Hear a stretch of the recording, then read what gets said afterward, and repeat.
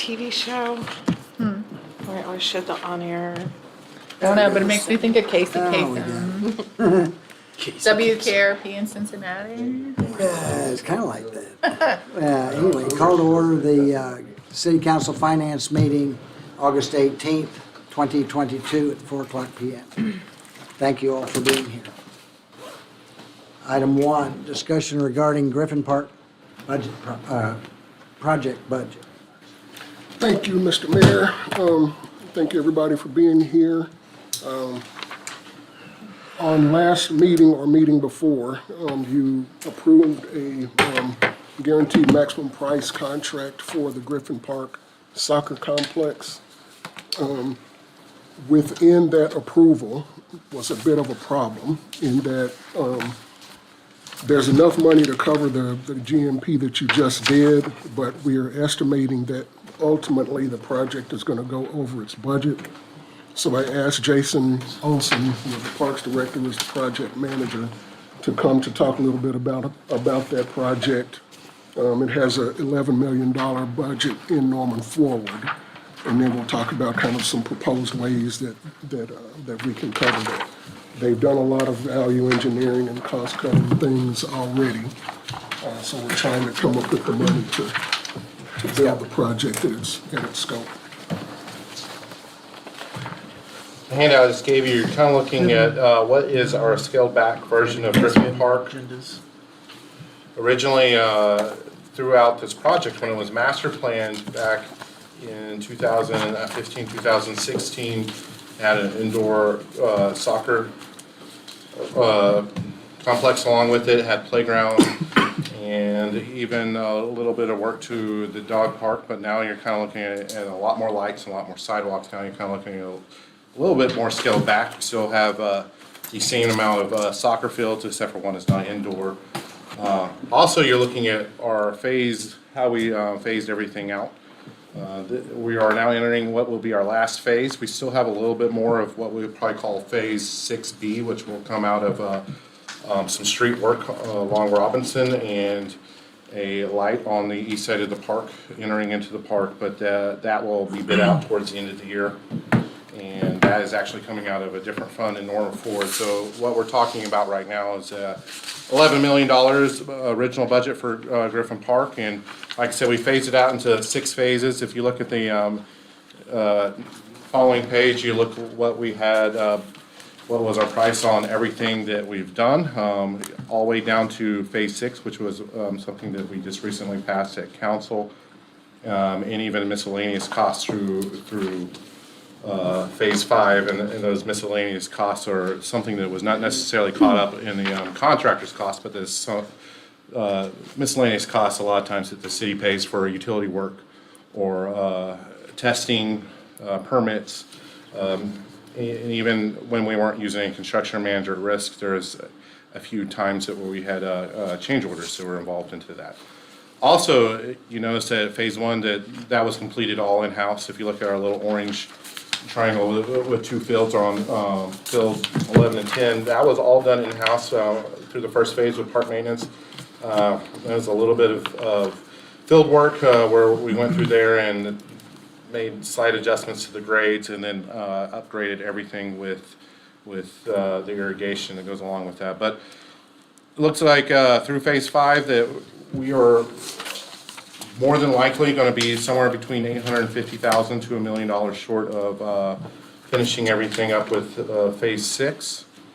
If you turn to the back page, this is actually the GMP that recently went through council, and you see the total that comes up to about $6.5 million right down at there. This includes some contingencies. It does include some different general conditions, which is basically where the contractor comes out there, and that's the cost of them doing business.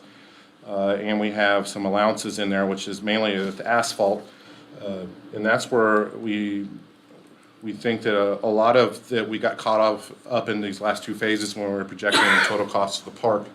So a lot of things that had to do with oil and building of the restrooms, We're laying a lot of asphalt on there, so that's a oil product that has a lot of petroleum that goes into it. So the cost of asphalt through 2019 has exploded, and that's what all our parking lots are made out of.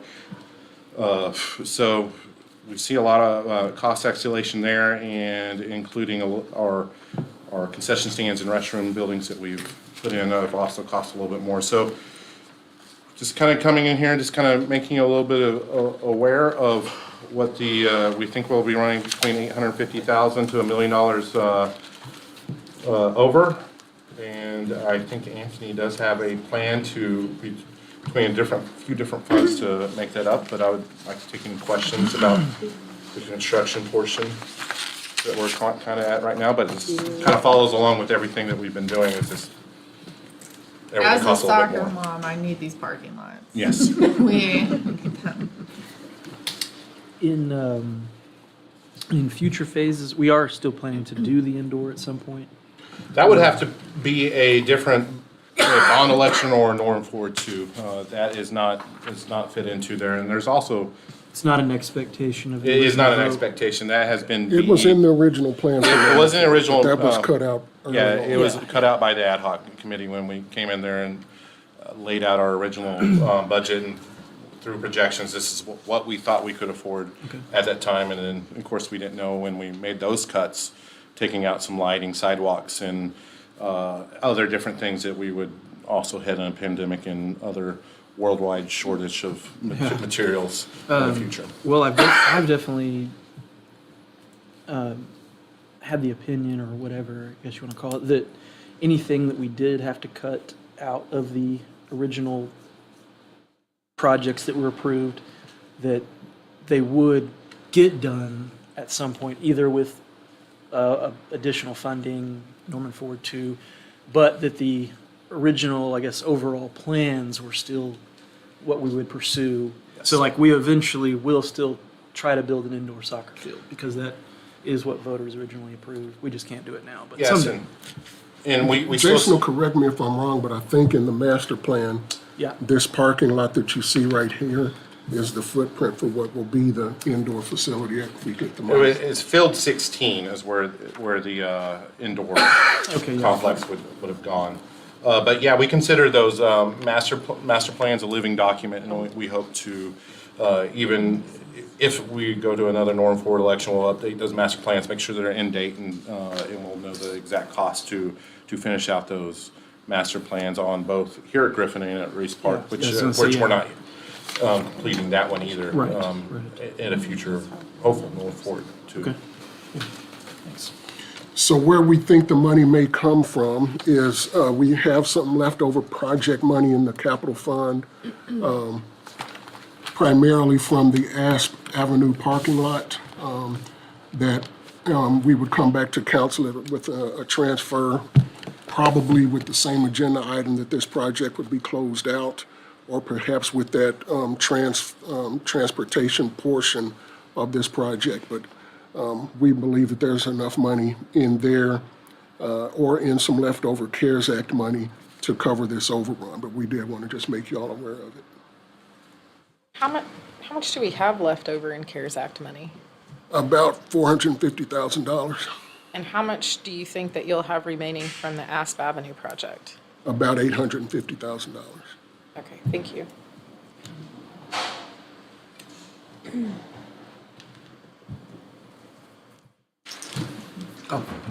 When does that money have to be spent by? Say again? When does the CARES Act have to be fully spent by? There's no requirement like that. There is a requirement like that on the ARPA money, but not on the CARES Act money. Oh, I didn't know Act that. is just reimbursements for expenses we already paid. And when is our ARPA? You have to have it obligated by 2024 and spent by 2026, Thank you. and we shouldn't have a problem with that. Further questions? Any discussion? I do have a question though, Yes. a little different with this. I can't answer both. The stoplight, aren't we getting a stoplight over here, Sean? We are, Councilmember, so This is all I care about too. I appreciate that. So on your drawing, this is 12th Avenue here on the right side, Robinson on the south. We are getting a new traffic signal on Robinson at the main entrance there. You can see, in fact, there's a symbol there, the signal. That doesn't exist today. There'll be a new signal and a new widened Robinson left turn lanes and all that there. That's a big one there. And that was in the original Norman Forward scope. And then up here on 12th, this is 12th and High Meadows, which has been a source of great frustration for many years, actually many council members in Ward 6. Yeah, hear about it all the time. But 12th Avenue is a highway, is a state highway. Right. We don't own it, we don't control it, we can't do anything to it without ODOT's blessing. But I'm happy to announce, and it's in your budget this year, that they have agreed to pay for not only the signalization, but widening of 12th Avenue, which is really where the money is, to create that left turn lane. And is that still slated for the spring? It is slated for, yes, I think spring is exactly where we are right now. We're finishing the plans as we speak. And this plan doesn't really show it, but Jason and his team and the architects have managed to create a fourth leg to that into the park, crossing over that channel and connecting to those parking lots. So we will have a four-legged intersection with the west leg being another signalized entrance into Griffin Park, which we think is a really important traffic management thing. If you can imagine a 20-field tournament and God knows how many soccer moms and dads that is, but that's a lot of cars coming and going from that little footprint right there. That single entrance on Robinson is not going to be enough. So these are really good things. Jason mentioned the plan, so I think that widening of Robinson and the signal will be under construction, Jason, winter, Yeah, spring. we'll go out to bid before the end of the year and hopefully be, Yeah. you know, And then under 12th and construction High for the Meadows year. will be spring, summer. So you're saying that there'll be another leg right here? Yes, sir. And Jason has a plan, he can send it to you, but the architects have modified that to create that leg, and then it makes a kind of a sharp turn to the south, crosses that drainage channel, and then ties into that parking lot right Oh, here. I see, yeah, there's Yeah. a stump out. Yeah, this hasn't been included in this graphic because we haven't officially. Yeah, and since this is during my term, we'll just credit it to me. Absolutely. And I did this for Absolutely. Ward 6. Absolutely. I got it taken care of with you That guys, field- thank you. That's the way that works. That one's Right. going away, is that right? The That field? area for your dog park entrance is most likely going to go I mean, away. that soccer field. Oh, that soccer field is disappearing, yes. Okay, and this parking lot over here? That parking lot will still be there, but there'll be your entrance for the park on the east side will be at High Meadows. Can we use Okay, numbers and point so that the rest of us are The dog park's staying in the same area. Okay, so all three of these? if you see the little Yeah. traffic signal, It'll be like, that's High Meadows. Right. The current entrance is about an inch to the north of that, and that goes away. Yes. And then that parking lot will still be there, but it'll be accessed from that High Meadows traffic signal. Yeah, there'll be a road that goes from that old entry Right. where it's going to be cut off and it will connect to this parking lot. And that the current soccer field, which Councilmember Holman was pointing out, which is kind of that green field right there, will go away. So it doesn't have a number. No, because it's not going to exist. Got it. Yeah. Okay. And I would just remind everybody that there is a separate project for transportation in Norman Forward for access to the various Norman Forward projects. The largest one originally was going to be the extension of Berry Road from Robinson up to what is now the Optimist Gym. But we're not having to do that. So this availability will open up some of that project money to take care of any cost overruns or complete the transportation projects that are needed for Griffin and Reeves and the YFAC. So the entrance from Rock Creek to YFAC, which will be called Trey Young Drive, I think, is paid for out of that project. It's funny, because I worked on the project to make that into a circle Oh, really? and stop it from going all the way up on Berry. Long term. All right. Other questions, thoughts? All right. good, Jason, thank you. Thank you, sir. Item 2, discussion regarding the monthly revenue and expenditures report. As I told the mayor earlier, I didn't have a whole lot of information related to the regular monthly reports that you get on revenues and expenditures, not a whole lot to add there. sales taxes coming in kind of flat from where it had been last year. And flat from last year is a good thing. So we budgeted a 2% increase, so we're a little bit below that. But if we can hold to that figure, go up 1%, something like that, we'd be in really good shape. What I did want to talk to you a little bit about is just kind of the city's investments and finances in general. Each month, you all get, at the second meeting, you get what we call the Finance Director's Investment Report. And I know you've seen that on your agenda each time, but I suspect that, unless you're just a nerd like me, you're not spending a lot of time looking at it. So I wanted you to see kind of what is in those reports. Every page. Yeah, okay. Every word. All the numbers. I wanted you to see why it is required by the city code and how I am empowered to invest the city's funds, and then to kind of talk you through what is in that report and what we are invested in. So on the first page is just kind of the city charter and how the finance director is empowered to do all of these various financial functions, including investing what is called the idle funds of the city. So as you'll see, we have a several $100 million investment portfolio that is invested according to state law. On the second page is the Section 8-102 of the city code, which talks about the city treasurer and controller being empowered to make those investments in authorized securities. And as you see there in subsection D, we are required to make a monthly report to council about those investment activities. So again, boring stuff, but it is required by the city code, so I wanted you to see what that requirement is. And then the next couple of pages is the report that is on your agenda at the second meeting of each month, and just talking through the various column headings. On the left side going down, these are the various funds that are the city's investments are held in, and based on the amount of quote-unquote idle cash that each of those funds has, on a pro rata basis, we just dole out those investments to those various funds.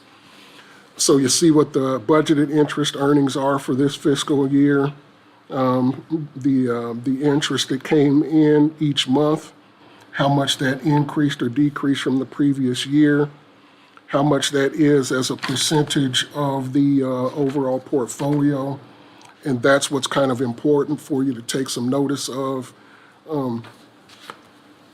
It's kind of interesting to me, at least being a nerd, that you see that the general fund, even though it is the largest fund of the city, it's only 5.5% of the investment portfolio. And that's because the general fund is not holding a lot of idle cash. We're kind of getting the money in and spending it, okay? The capital fund, and in this case, the Norman Forward Fund, has some bond money and some capital money that might be sitting there for a period of months, or in sometimes cases, years. So that's why it is a disproportionate amount of the city's overall investment portfolio. So the capital fund is about 23%, and Norman Forward is about 22% of the city's overall investments. Councilmember.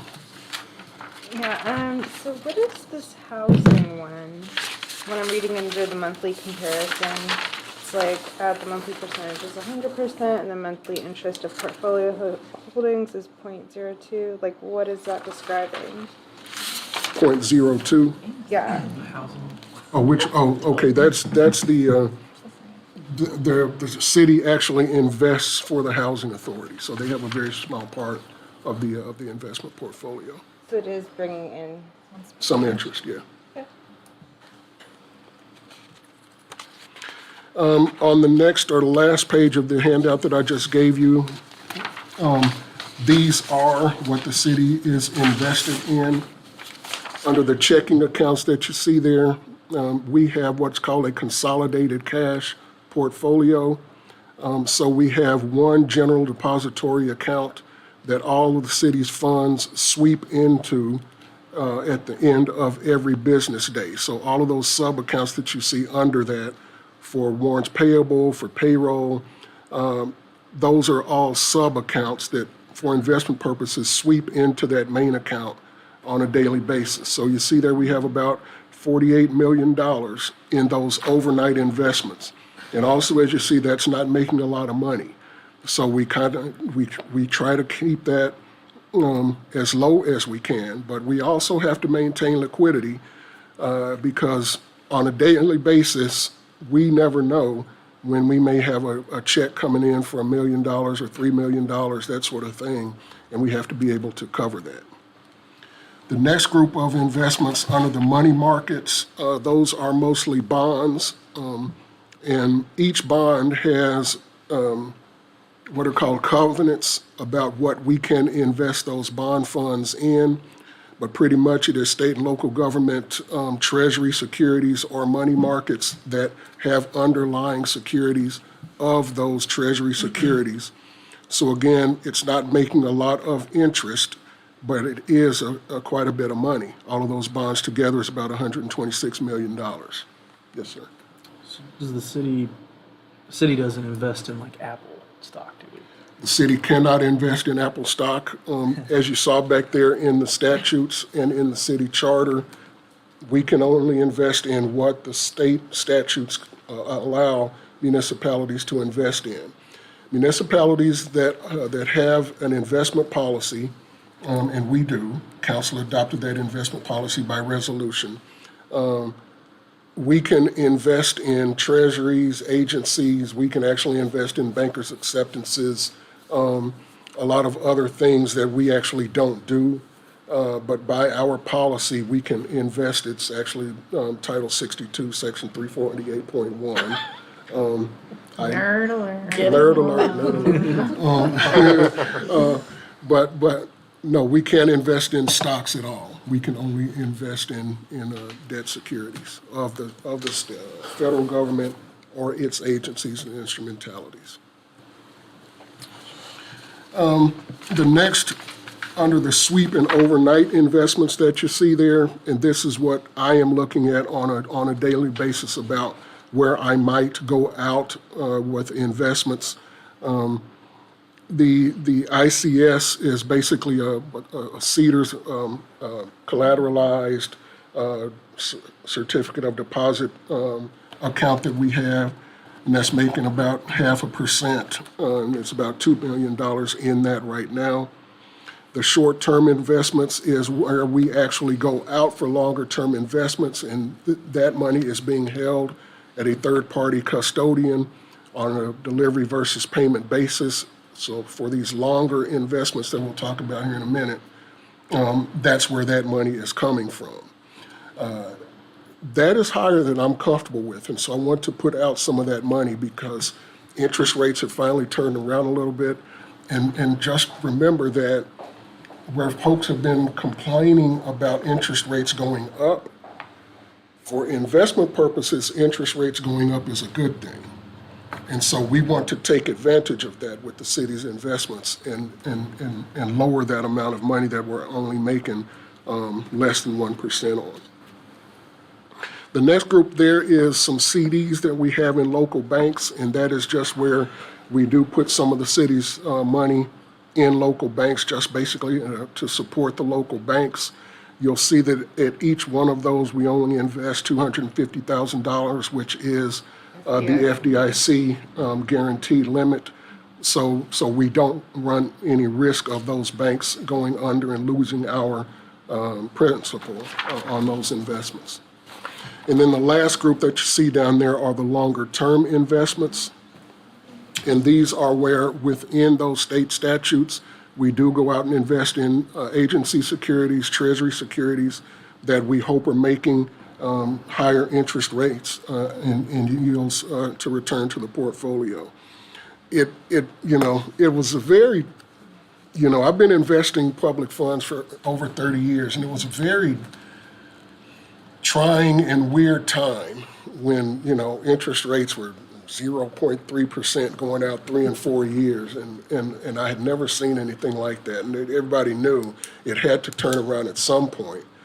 But you'll see where we had some investments that when we bought them might have been 2 or 3 year maturity that were only yielding less than 1%. And again, you might as well just keep it overnight is what was the thinking was at the time. But now we want to take advantage of some of the higher interest rates that are available now. So you'll see some of those longer maturities that you see. We have one security that's maturing November 18th of 2024, and it's yielding 3.15%. So again, still not a great return, but compared to where we were, that's a 300% improvement. And so that's what we're trying to do. All together, you see that the city has about a $300 million investment portfolio. And we take that responsibility very seriously. Again, we report it to you monthly, and now hopefully you'll know what you're looking at when you having trouble sleeping and you actually look at the thing. Yes, sir. How liquid is this if you needed? Everything that we have is highly liquid, even what I'm calling the longer-term securities. There's a very active secondary market for them, so if we needed cash, we could sell any of those treasury notes or those agency securities and convert them to cash on a daily basis, or certainly a next-day basis. Okay. You said that you were having some thoughts about the short term at less than 1%. Yeah, where you see that is about $7 million as of the end of July. Yes, sir. I want to get that down to about $1 million by the end of August. What do you want to do with the I rest? want to put that out into some longer-term security. Councilmember Stedman, questions? The interest that we're earning off of this, do you invest that back or do you put that in the general fund? It goes into the various funds. That was that first page that you see on the Okay. investment report. So where it is a consolidated cash portfolio, the interest returns are on a pro rata basis deposited to the various funds that participate in the portfolio. Gotcha. Okay. You tied it back for me, thank you. So what did it start out as? How much the portfolio was? Yes. When I first came here, it was about 80 million. And how much further has been invested in it? We try to keep, we try to keep, while securities are liquid, we try to keep the investment returns as high as we can. So we try to put as much money out as we can, certainly in this interest rate environment. We're studying the yield curve. We have brokers that are giving us advice on what they think the future over the next months or years is going to hold for the yield curve and interest rates and that sort of thing, and we try to abide by that. And I will say that when I'm talking about brokers, the act of investing city funds is that the council has approved a list of broker-dealer agencies and the banking depositories that we can deal with. We'll be coming forward with a new broker-dealer list here in the next month or two. But we call them up when we're going to put out some money. I will say, I have $3 million I'm interested in maturity of May 2024 to settle tomorrow. And then they will come back with their best offer on a treasury note or a federal home loan bank or whatever it may be that we're looking for. We try to make sure that we don't have too much money in any individual security. We try to make sure that we stay liquid, and that's why you see these various types of securities that you see there. Other questions? On the U.S. Treasury note that comes up in October, what happens to that? Do you just It'll probably be do a new one? reinvested. We'll Okay. probably, yeah. We just need to find a box of old war bonds to cash in on. Wouldn't that be helpful? Might be some in the attic. I know, we're renovating. There's still people that think I'm holding that in my floor safe. Which Sure. doesn't exist. It doesn't exist. Item 3, submission of the report on open positions. I'm not sure if Dawn is here. I do know that we're about to complete another police academy with only 4 people in it. Today, got it. Just, yeah, came from the graduation. And they're about to start another academy. And I don't know how many they will successfully recruit for that one. And fire is also about to have about, I want to say, 16 Yes, sir. new people on the street. Other than that, I don't have much information that I can supply. Let's see. Any update from NPS about SROs? Have they made a decision? Not to my knowledge. I do know that we came to an agreement about what the split would be this year. But as far as additionals, Adding to the 4 there more. was no agreement about that. And I know we have budgeted dispatch positions, but having a hard time filling them. Where are we Yeah. at there right now? I Or, I might I not have know it in front of you, that, but yeah, I know that we have vacancies. I know that the chief requested to upgrade their salaries and that sort of thing, but their salaries are at market. It's just a difficult position to fill. Yeah. There are some, and I don't think the salary has that much to do with it. I think it's the place that they're Yeah. working in. Terrible, terrible job. But I get that question a lot about it, and I keep telling people it's funded. It's not a matter of not funding them. They're funded. We just can't find anybody that wants to do it. Dispatch is hard. Yeah, hard, and you're in a basement. So I had heard something about the sheriff's department possibly providing SRO officers. Have you guys heard that? And if so, would that?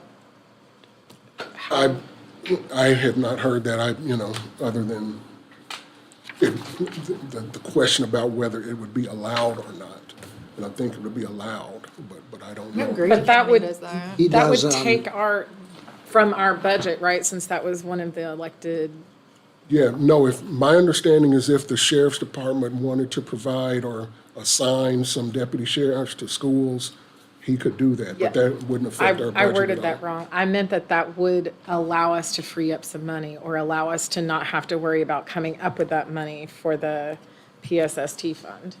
If That could be a decision that the council, on recommendation of the PSST committee, could make, that if the sheriff's department said we're going to assign 4 deputies to the elementary schools, then the council, on recommendation from the oversight committee, could say, okay, that relieves our obligation to add those 4.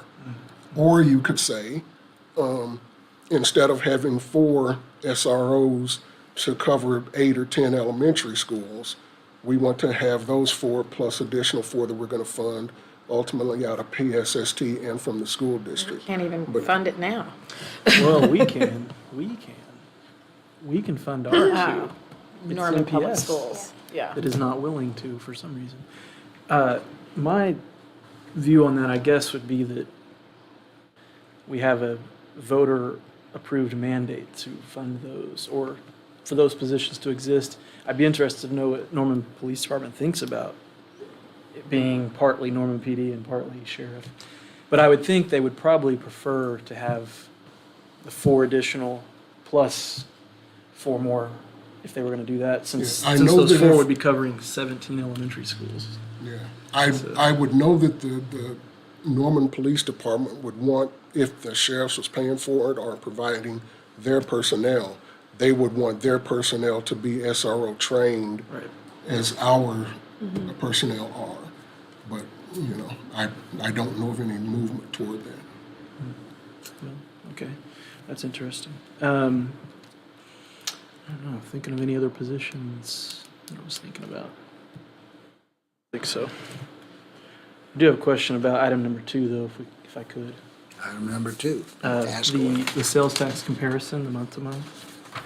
I noticed for these June and July, unlike last year, We're the lowest. Is that because we were so high those months? Probably. That but- last but year? It's just an interesting phenomenon. It turned around very suddenly. Yeah, because we were way ahead of all of everybody now. Well, you were So- expecting it to crash. Yeah, right. But it's still like, Again, compared to the other cities, I don't know. It's just an interesting phenomenon that we're Yeah. tracking, and I couldn't explain why we were number one for a year and a half, and I can't explain why we're at the bottom now. yeah, we're the only negative the last 2 months. So it is interesting. But yeah, I was wondering if it might be tied to the fact that we were seeing such high I'm sure that's a big part of it. last year. Okay. Well, tell everybody to keep shopping locally. Yeah. Shop in town. Other questions, comments, thoughts? All right, we're adjourned. Thank you all.